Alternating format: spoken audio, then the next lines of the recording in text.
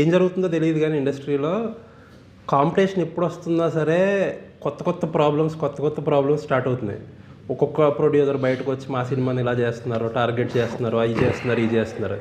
And ఇందాక నేను చెప్పినట్టు ఎక్కువ ఇంటెన్స్ కాంపిటీషన్స్ ఎదుర్కొన్న డైరెక్టర్ ఎవరన్నా ఉంటే మీరే. ఎందుకంటే 4 సినిమాలు సంక్రాంతికి వచ్చినాయి కాబట్టి సంక్రాంతికి కాంపిటీషన్ లేకుండా విడిగా కూడా నేనే అందుకున్నా.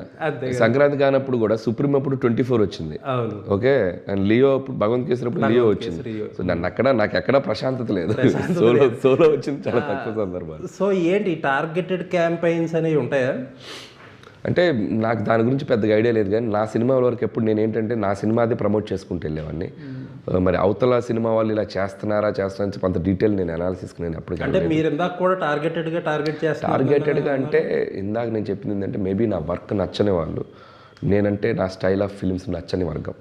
సో ప్రతి వాళ్ళకి ఒక సెట్ ఆఫ్ ఫిల్మ్స్ నచ్చుతాయి కదండి. సో వాళ్ళు ఏంటంటే ఈ సినిమాలు ఎందుకు ఆడుతున్నాయి, అది హ్యూమన్ సైకాలజీ ఎలా ఉంటుందంటే మనకు నచ్చిందే 10 మందికి నచ్చాలనుకుంటున్నాం. Basic human psychology.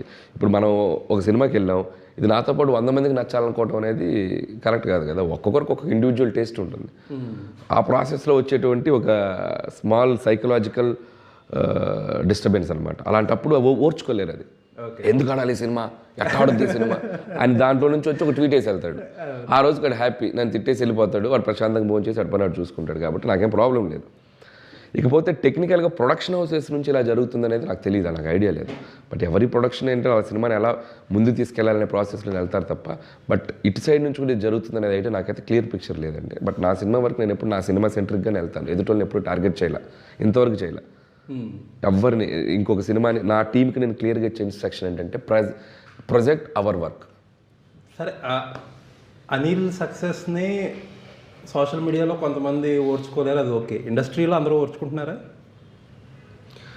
99% యాక్సెప్టెన్స్లో ఉన్నాను అనుకుంటున్నా. 1% ఉందో లేదు నాకు తెలియదు. బట్ 99% అందరూ హ్యాపీగా కలుస్తారు, అందరూ ప్రొడక్షన్ హౌస్ అందరూ మాట్లాడి.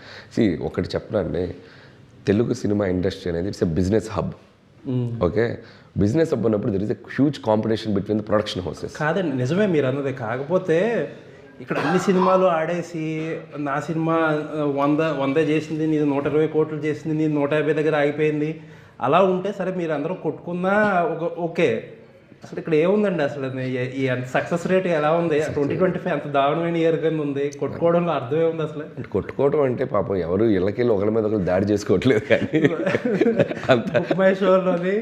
అదేంటో నాకు అర్థం కాలేదు. అంటే నాకు అర్థం కాలేదు ఆ పిక్చర్. నిజంగా ఈ సబ్జెక్ట్ నాకు అర్థం కాలే, నేను మాట్లాడడానికి కూడా నాకేం తెలియట్లా. ఏదో విన్నాను కానీ క్లియర్ పిక్చర్ లేదు నాకు ఐడియా.